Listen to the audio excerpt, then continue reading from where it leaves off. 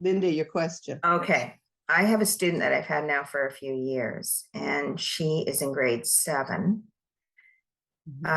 She has a quite bad dyslexia, and she has problem that when she's reading aloud, she often repeats.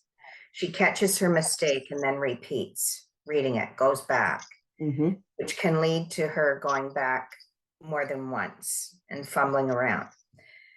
Now, we always go over the parts that afterward that have been, she's had to repeat. But I'm always reluctant at the exact time that occurs, to correct her because of her confidence and just having this issue for so long. Any suggestions on what I can do to get her to relax and kind of maybe get through that a little bit faster than we are? Okay. Can you tell me your student's first name, please? Yeah, Leah. Okay, thank you. Leah. So if Leah is stopping to correct herself, that's amazing and wonderful. And you don't want to interfere with that process, right? Okay. So if she's doing that herself, that's great, because that means that she's being responsible for what she's reading. And that's a student who is going to get to reading for meaning effectively a lot faster. It's always a concern when we have children kind of reading on top of the words. They're saying the sounds and the words, but they're not thinking about what they're reading, right? So if Leah, because we all make reading mistakes, don't we? You'll be reading something and you'll go, wait a minute, that didn't make sense. And you go back. Exactly. So, right? So if she's going back already and she's saying, oh, no, it doesn't say left, it says lift. Okay, then that's terrific. Boy, you don't want to interfere with that. And if she's profoundly dyslexic, Leah, especially when she's reading aloud, is going to make those errors. Okay, all righty.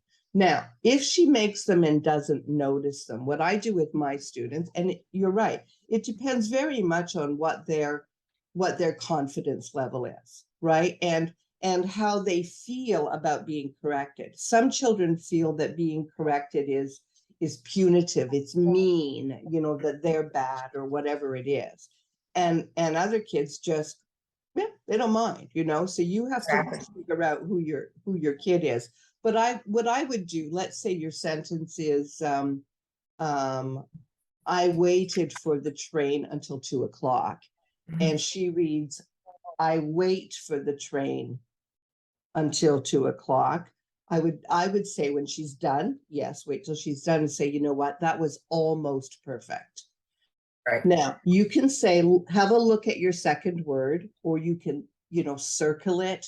You know, if you've got your editing, your annotation software working, you could circle it and say, what word is that?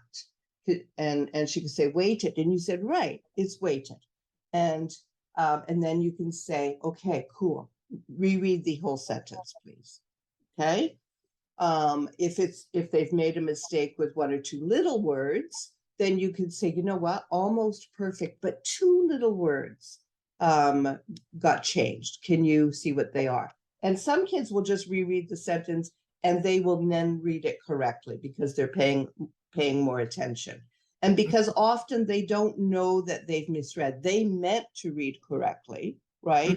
But what came out of their mouth is wrong. You might sometimes have seen kids where the sentence says mom and they say mother or something instead. Because it has the same meaning, they don't notice that they've made that mistake. And that's a very common type of mistake with the dyslexic. So they don't always know. But when they start making mistakes and correcting them because they're grammatical, that's terrific. So if it says, you know, Lucas and Davia likes apples, if they hear that, you know, and pause or look back or something, you've got somebody really, really paying attention. And you could say at that point, yep, you made a mistake. Do you know what you made? You know what I mean? And they go in and find it. So, yes, to the extent that you can, unless everything is coming out wrong. You know what I mean? Wait till the end of the sentence, but you do have to correct. But please know that you telling them what the right word is does nothing for them. Nothing. Because when they're at the level of reading sentences, they're already reading a restricted vocabulary, right? The curriculum is set up that we're not asking them to read anything. We haven't taught them how to read, right? So it's like when you get an assignment back at school and the teacher's written all over it. You're not paying any attention to that. You're looking for your mark, right? So it's the same thing. If you just say, no, that says weighted, not wait, they'll go, yeah, whatever. Make them find the mistake. Okay, make them find the mistake, but celebrate the student who is correcting their own errors. Celebrate, even if they're slow, even if they're slow. And if you can make note, try and make note, are there specific words or specific constructs that they are having difficulty with? Like maybe if you pay attention to what the errors are, errors tell you a lot. Maybe what you'll notice is whenever there's a past tense suffix, the child makes a mistake of some kind. So if that were, my student, then I'd go back and review past tense suffix lessons, right? And I would do some spelling work with the movable alphabet and say, let's build some of these words. I wait, you waited. Can you build weighted, please? Okay, and do some of that. Yes. Does that help at all? Yes, it does. Yeah. Okay, cool. Thank you. Any follow-up to that? So it has to do with reading comprehension and writing the answers. I find that the students are pretty good at vocally saying the answers. So sometimes, because, so they really hate writing. And so I've asked them sometimes to say their answers first, aloud. Absolutely. And it turns out, okay, they've got some great ideas.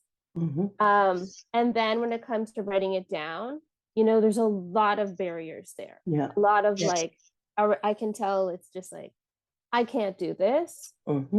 This is just going to be horrible. This is going to take too long. I can't believe that there are 6 questions. And I've seen, a lot of kind of meltdowns start to happen there. And then, and so I guess question 1 is how can I help them to start writing? And I'm just wondering, what should my focus be for, are we getting through the exercise? Should I devote a day to only that? So we actually read it and we work through it, or should I segment it into, over 4 classes? I'm just wondering what's the best way to help them to start to gain some confidence and not feel, the pressure of all of this. I'd like to start by explaining, I think, why some of that pressure happens. Just as there are people who believe that you can learn to read by, being dumped onto a pile of books, right? There are people who believe that you can write because you can speak. But writing and speaking are not the same activities. In fact, they're very, very different. And if you pay attention to what happens when you're talking to somebody, well, there's one of them. You never find in a piece of writing unless you're reading dialogue. But when we're speaking to one another, there is a lot of things that we can do. I can say, oh no, just wait a minute. I want to go back and explain this. You can't do that in a piece of writing. So it's very, very different. When I pause when I'm speaking, I don't say period. I don't say comma. I don't say semicolon, but I have to do that when I'm writing in order to alert my reader that I'm changing to another sentence and all of those kinds of things. So there are rules around writing. Writing, we might say, is a dialect of speech, right? We use basically the same language. Our register actually is typically a little bit higher, more formal when we write. but at this point, you're not working with register with your students. And what I mean by register is the way you would talk to your best friend and the way you would talk to the prime minister are very, very different. That's what I'm talking about. You're not going to work on register, but they do have to learn basic information. And of course, the early curriculum talks about, capitalization and punctuation and all those kinds of things. So one of the reasons it's difficult is that there's an expectation that children can write because they can speak, and they aren't the same thing. The organization of thoughts is very, very different. And once you put it down, it's fixed. It's there, right? And so if you come from a school experience, let's say from senior kindergarten or grade 1, your lovely teacher encouraged you to keep a journal and write every day. That was the experience of my little ones, my own children. And the teacher never corrected the spelling or the punctuation. What the teacher did was say things like, wow, I'd like to hear more about that. Or that sounds like you probably had a lot of fun, and then maybe pose a question. So then the teacher, instead of being the teacher, the authority, was being the reader. Big, important difference, right? Being the reader. I love that. I'd like to hear more about that. What did your mom say when you did that? Like lots of those kinds of things. And so then what you learn, especially if that's continued and the corrections that you're given are gentle, okay, and only based on what you've been taught, then it's not so scary to write your ideas.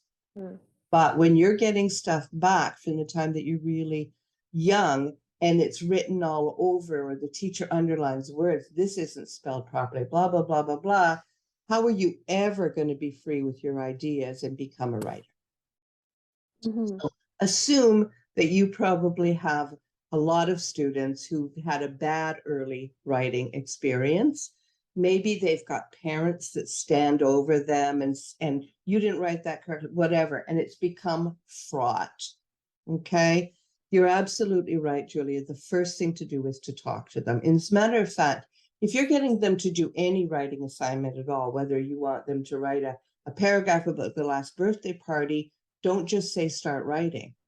Pose questions, respond to what they say, and maybe even feed it back to them. So if the child ends up telling you a story about their last birthday and whatever, the cake was smashed because the dog banged into it, but there was some fun parts because his parents brought a petting zoo or whatever. After the child tells you all that and you respond to it, you can say, okay, so this is what I think happened at your birthday party. And you give it back to them in a way that is structured sufficiently that they remember and they can write it down and they gain some confidence there. And you just leave it there. Okay. And when they're done writing it, you can say, whew, can you read it to me now? And they read it to you, and your only response is, boy, that really sounds like that was a fun party. I can't wait to read your next story. Okay. So if you need to take the pressure off writing, start teaching writing. Teaching writing in a way that's not difficult. And you can do that based on the reading assignments that you're doing, the comprehension stories. So you can do, what the questions are in advance. Now, here's a hint. Have your students read the questions in advance and talk about those questions.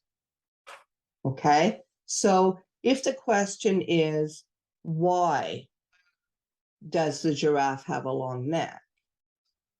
You get the child to read that. And then you say, okay, that's one of the things that we're reading for in this story, why the giraffe has a long neck. Now, you know where it is, okay? So you can either direct them to the paragraph that's about the giraffe and have them read it, and you can talk about it. And then what they won't be experiencing is, I read all of that, you corrected me 93 times, and now I have to do these 6 questions. Instead, You've got this one question that you two are investigating together. Okay, let's find out why the giraffe has a long neck. That's pretty interesting because it's the only animal whose neck is that long. So you go to the paragraph, the child reads the paragraph, correct only what you need to correct. And one of the things you can do is preview the vocabulary that is marked in bold. Okay, you can look at it and say, do you see any words that are darker than the others in this? Make sure that they can, number one, read the word, if not read it for them. And if they're having difficulty pronouncing it, parse it into syllables. So it's giraffe. Okay, lots of kids who have dyslexia get their syllables mixed up. Giraffe, maybe get them to say it 5 times fast, and then you say it 5 times fast, and it's fun.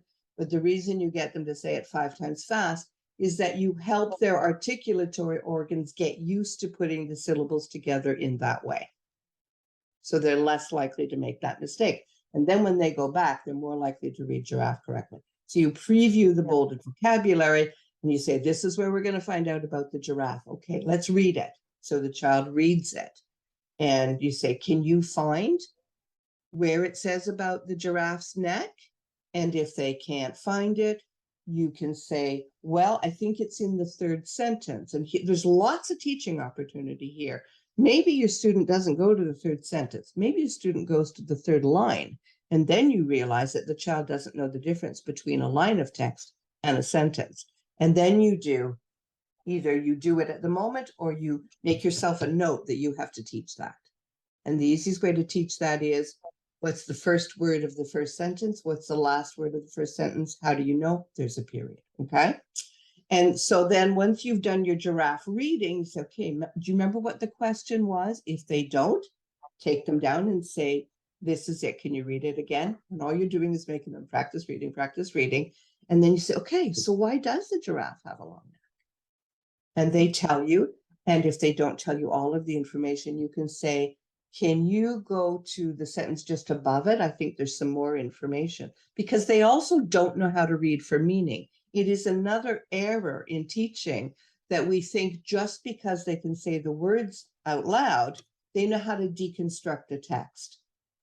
But when we talk to them, we don't talk like this, right? They don't have to go through everything I'm telling them. We talk to them in short bits at a time. So they don't know how to deconstruct a text. So this is an opportunity for you to teach reading and take some of the sting out of writing at the same time. And if you don't get to the point where they're actually writing their own answers completely, repeating some of the part of the question, caps and periods for a long time, it doesn't matter. If you are taking their anxiety out of the writing process and you are increasing their understanding of how to read a text, you're teaching instead of recording marks. Does any of that help? Yeah, it does. Okay. Yeah. Do you have a follow-up? So again, I'm thinking that maybe this will answer that in some ways, but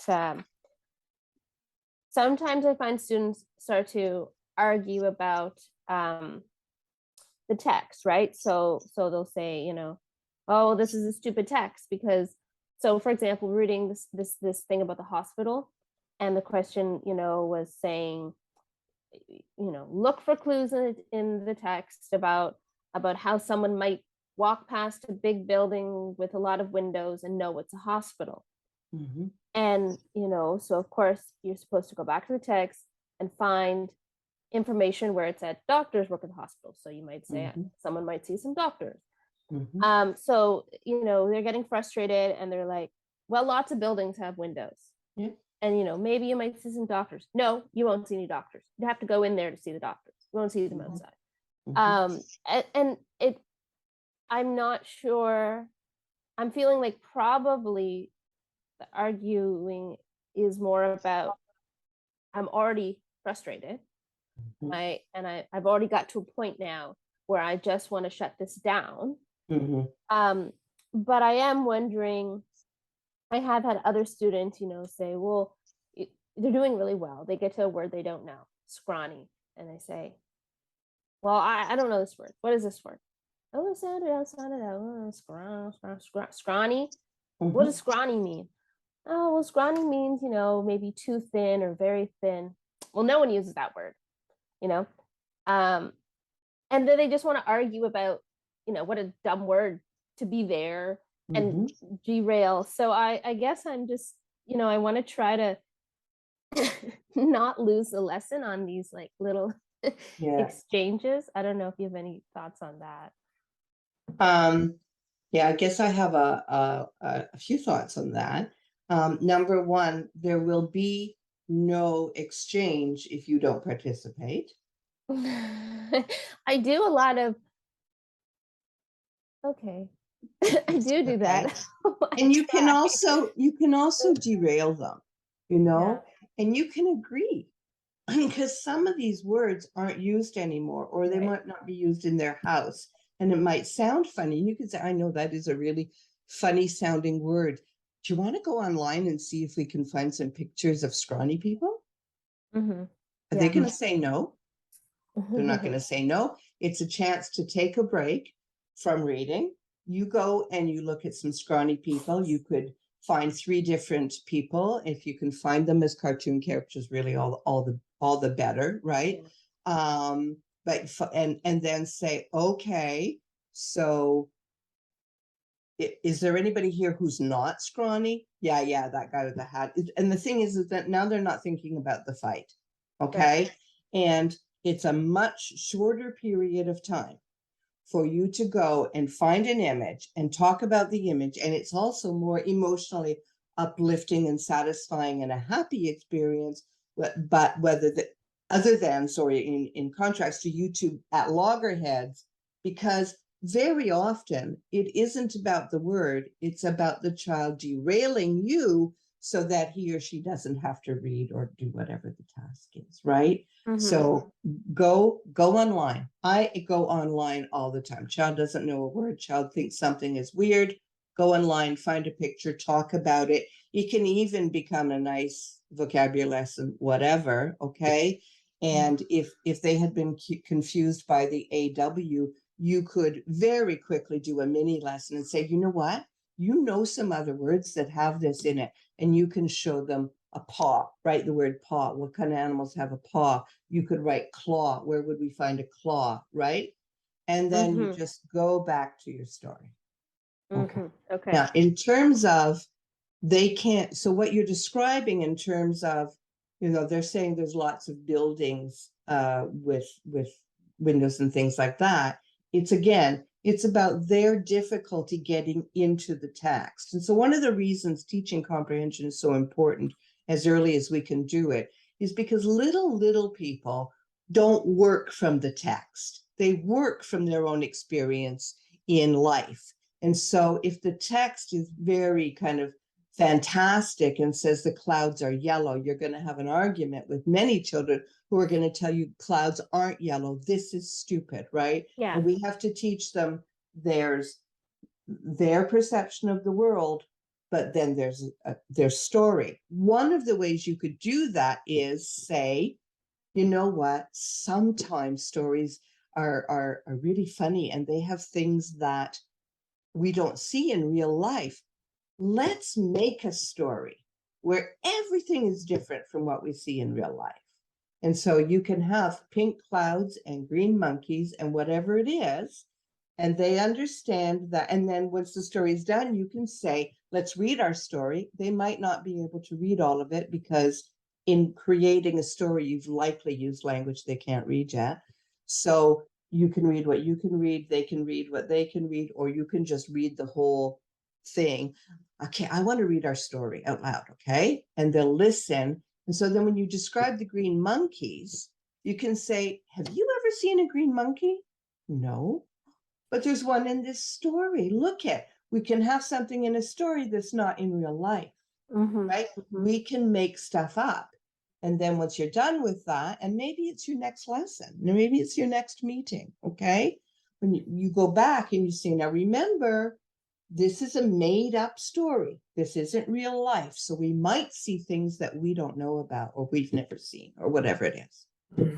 Okay? Yeah. Now, in terms of finding the doctors. One of the cool things that I find in a series that we used to use, and some of you may still be using Reading Detective. What I loved about Reading Detective was that all of the paragraphs were identified by letter number. It was paragraph A, paragraph B, paragraph C, and within each paragraph, within the entire text, the numbers, the sentences were numbered. So there might be 48 sentences in that text. So it would be one, and then every new sentence had a number, and then you get to the 48. So you can upload your copy of the work and open your annotation software on Google Meets. I hope Google Meets has annotation software. And then you can go in and lightly put numbers on your sentences, okay? And so when the child says, well, I don't know, I can't see it because all buildings have, you could go, you know what, you're right about that. But sometimes there's some information that we don't even know we read. Why don't you go back and look at sentence 2? Can you find sentence 2?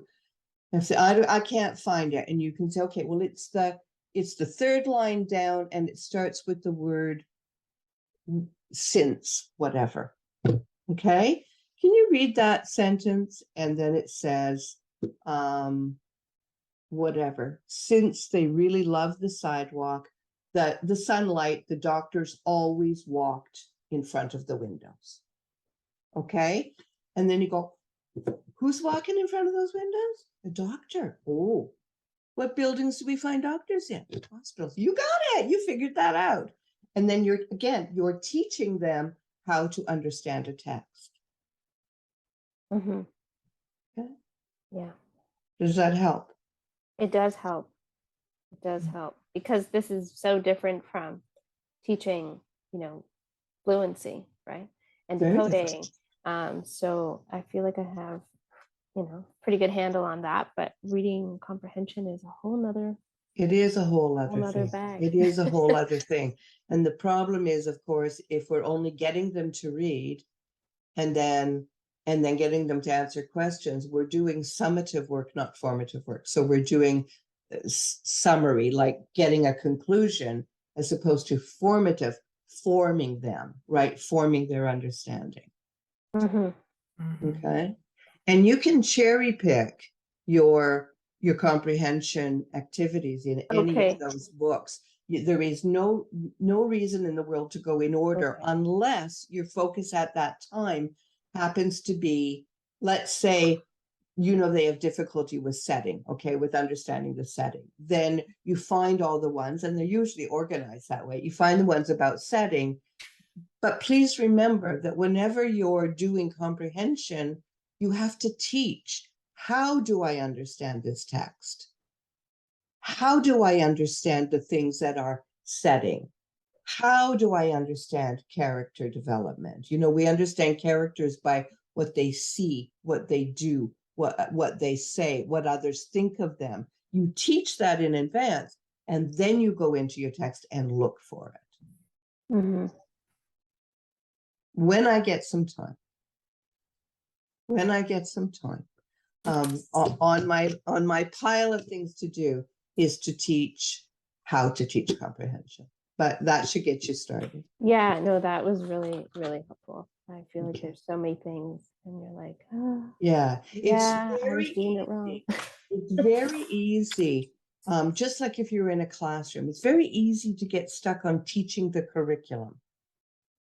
Please teach the child, not the curriculum, right? What does this child need at this moment, right? Because if you do some of that, then what you're going to find is that maybe halfway through the year, 3/4 of the way through the year, maybe they can answer those questions themselves. And then, Julia, you can focus on, this is terrific work. Now, let's figure out how to make it easier for your reader. And one of the things that makes it easier for your reader is if you always have a capital and you always have a period.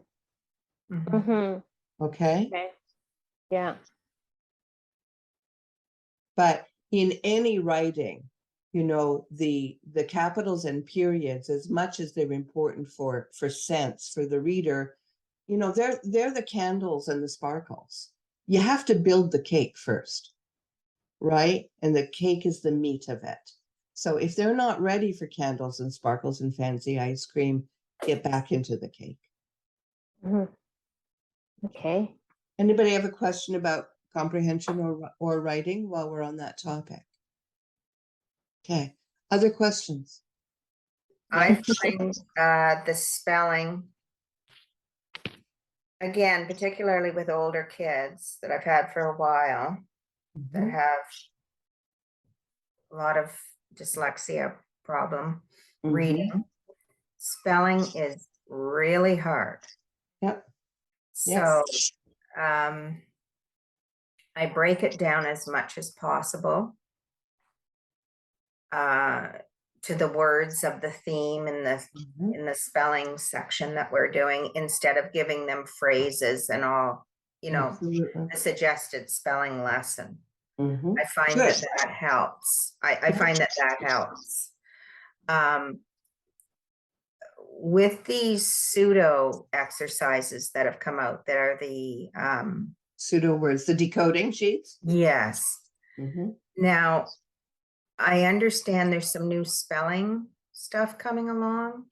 There is spelling coming. We are, and I'm just about finished. Hopefully I'll be done this weekend. And it's about why the rules for, like, the floss rule, the KCK, the CHTCH don't apply to the breakout lesson words. And that's because they only apply when there's a single vowel. So we're doing that.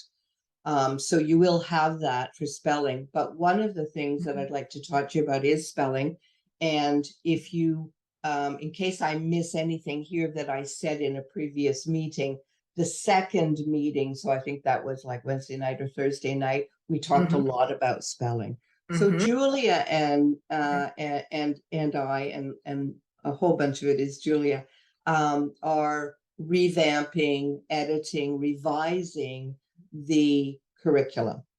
And it won't be ready for, I would say, at least a year for anybody to start with it with new students. It takes a while to do all of this. But one of the things that decisions that we've made together is to stop teaching or dealing with spelling in the first instance as a summative activity, and to deal with it as a formative activity. And so even now, before we make these changes into the curriculum and deliver you new curriculum to look at, this is the approach that I would like you to take with spelling from here on in. Okay. I want you to worry far less about dictating words for students to write so you can collect a score. And I would like you to work more on workshopping the words and having the students do word building activities. Now, you can do this activity. For instance, we talked a little bit earlier, Linda, let's say the student had difficulty with the past tense suffix, then you could build your spelling lesson. And for you, it's no more work than writing on your plan 3 to 5 to 10 words that all have a past tense suffix that has a different sound. You know what I mean? Thanked, wanted, like that, right? That's it. It's not a lot of work for you. No. And then instead of just dictating these words, get the student to bring their alphabet, whether they've got, you know, fridge letters, or they've got one of our movable alphabets, or they're using the Jamboard alphabet that Nadia built, and have them build the words. So let's have them do the work of understanding spelling before we test them on spelling. So you could, and let's not use weighted, because again, we haven't talked about how do we spell the vowel team words, but let's say blinked, for instance. Okay, they would have done that. And so you can say, can you build the word blinked? And they get their letters and they try to build it. And then you can see where the error is. And if the error is in the root word and they wrote blick, you know, you can say, let's just ignore the end of it for right now. Let's focus on the root word. It gives you an opportunity to review root word and suffix, right? And if they've built it, you can ask them to just push the suffix aside. So they're actually focusing there and say, let's read what you actually wrote. You did a good job. You've got almost all the sounds here. Okay. And have them read it. And maybe they say blick. They've read blick. And then now you're going to teach. And you're going to teach from the point of view of sound. And how do I make that sound? What does that sound feel like in my mouth? So you're going to say, listen, blink, right? You're going to drag it out and make them hear it. And you say, when I go, do you know what, can you make that sound? Perfect. What letter is that? That's an N, right? Okay, so let's make that not blicked, but blink. No, sorry, not blick, but blink. What do you need? You need an N. Where do you need it? Because that's another question, because it won't always be right, right? And have them put it back in, okay? You say, great, let's put all that aside. And now what if I said, think? Can you build think? And they build think. If they still got the N error, they might. You say, great, you coached in the exact same way. And you can also reverse your coaching, and you can say, what two letters do I need to make the, what letter do I need to make the sound? Say right? Or if I have an N, what sound did that make? And make them say the sound themselves, right? So look at it from both perspectives. And then you could say, okay, put that away. Let me think of another one. And then you could say, okay, sick. Can you say sick? Always get them to say it out loud, right? And then can you build sick? Terrific. Now, what if you wanted to change sick into sink? Don't let them do it if you think they're going to make a mistake. You say, don't do it. Just listen. I want to change sick into sink. What sound do I need to add? At first, you're going to coach them. What sound do I need to add? Great. Where do you put it? Okay. And now, so now they've got S-I-N-C-K, right? And you go, okay, now what do you know about the KCK spelling rule? Oh. And they'll take out the C, more than likely. So what you're doing is you're teaching them to spell instead of testing them on their spelling, right? Yeah. So you can do it in any lesson, and you can do it for anything that they're struggling with. For instance, in the last PD we had earlier in the week, a teacher had said, my student just doesn't get the QU, the Q sound. Okay. So another way to teach spelling, and I do it a lot, is with Hangman, about which I've been corrected, and it's now Snowman. So instead of killing somebody, the snowman, the parts fall off the snowman if you don't get it right. Much more friendly. And I think much more fun to watch, right? We're still killing the snowman, by the way, but okay. Not that. And the thing is that, so I found a site, a Snowman site, and you can build your own words. Now you can only put in one at a time. You can't build a list, but you can have your list, Linda, on your page, right? And you can go in and you can do quick, and there's even a place where you can put a hint. So you can write the word quick, and in the hint box you could say fast. Okay. And then you call up your game, and the hint says fast. It doesn't matter if they can very quickly say, oh, that's got to be quick. In fact, it gives you more time for focusing on spelling because they already knew the word. They still have to figure out how to spell that word and what sounds are doing what. Okay. So when I'm using Snowman for spelling, and I use Snowman for spelling without exception, I'm always teaching the spelling, okay? Then I'm very directive, and make sure that they're not just wildly guessing, okay? So the first thing that I would say is, when they've got a blank slate, is we know that every syllable and every word contains at least one vowel sound, not vowel sound. Big difference. Big difference, right? So let's say they say, okay, and they choose an E, and the E ends up on the end of the word. Mm, And it's not a 2-letter word or a 3-letter word, okay? mhm, So then mhm, we say, okay, what do we know about an E? And this, you don't let them guess another letter. You say, okay, let's look at this. What do we know about a word that ends in an E, but there's got to be another vowel in there? What do you know about that E? It's got to be silent. Right, it's silent. That means you need a vowel sound that you can hear. So they go back to their vowels and they find another. You've just either taught or reinforced a spelling rule.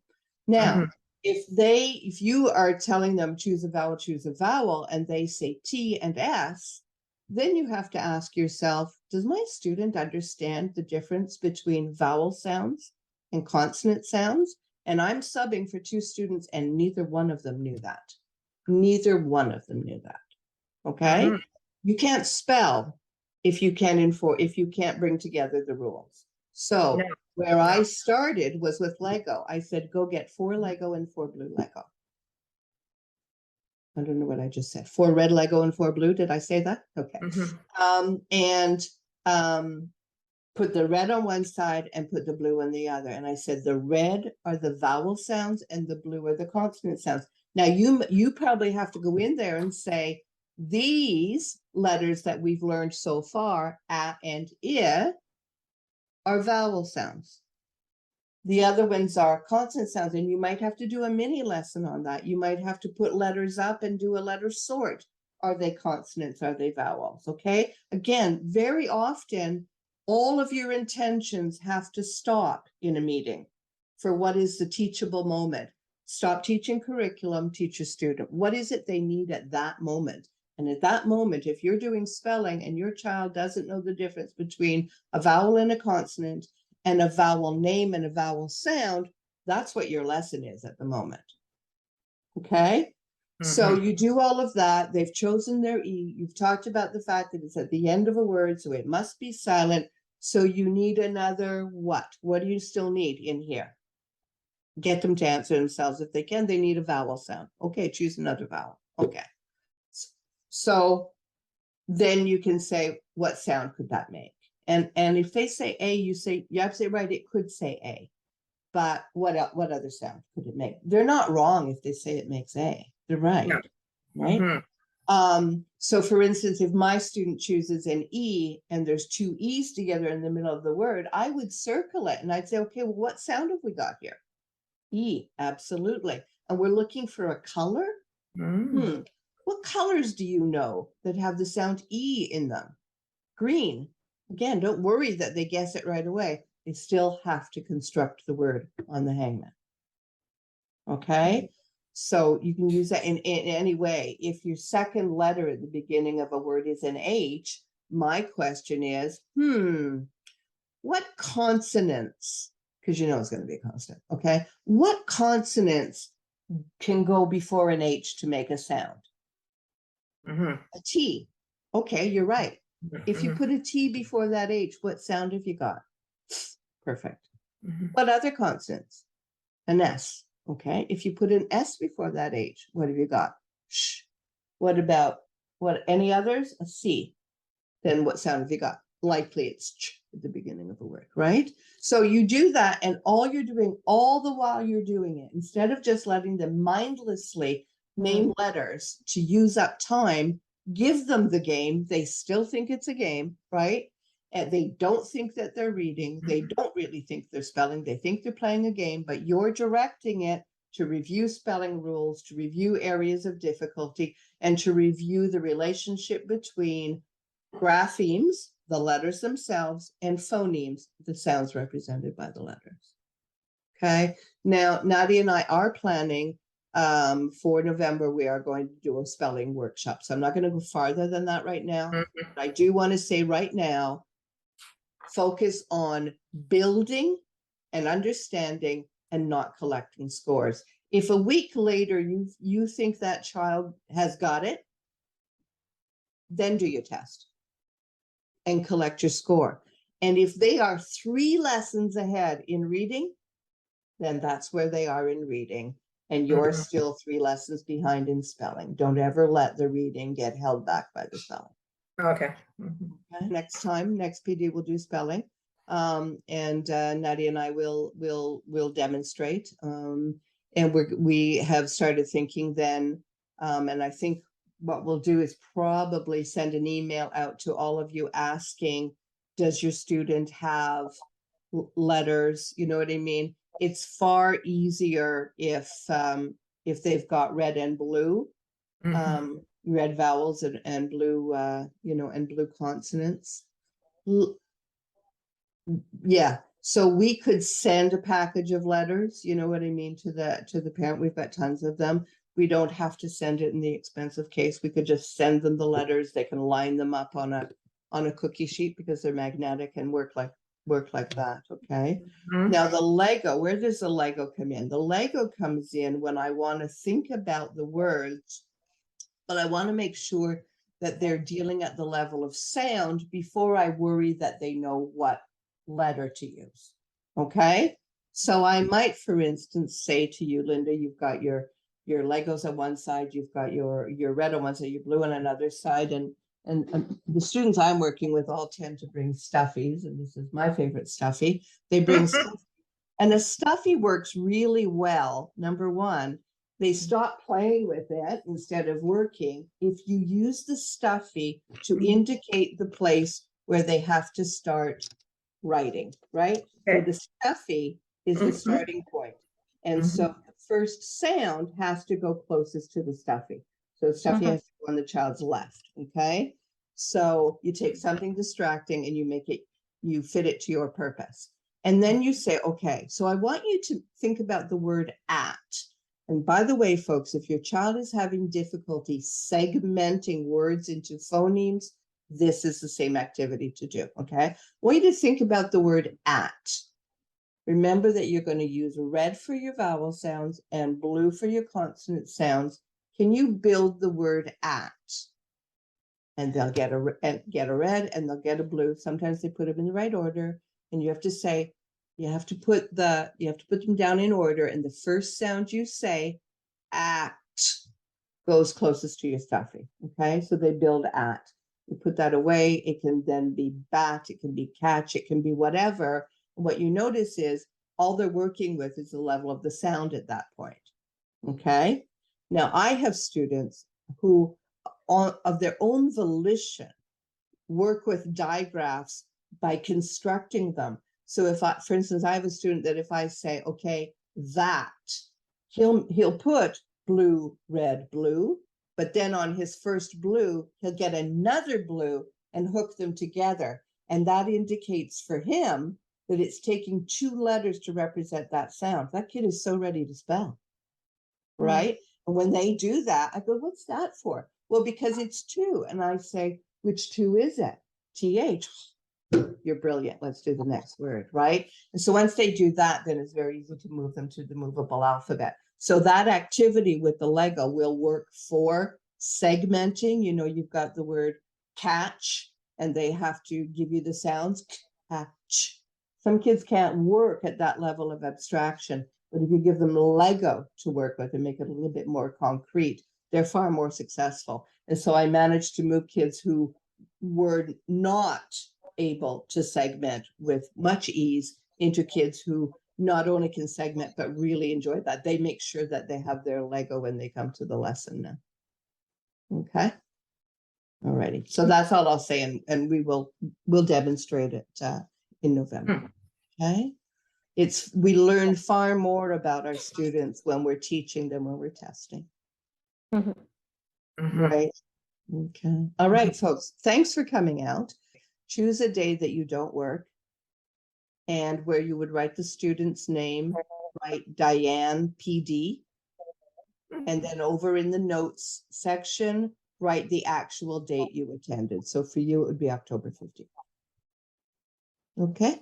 Thank you very much. Thanks. Keep up the great Thank work. you.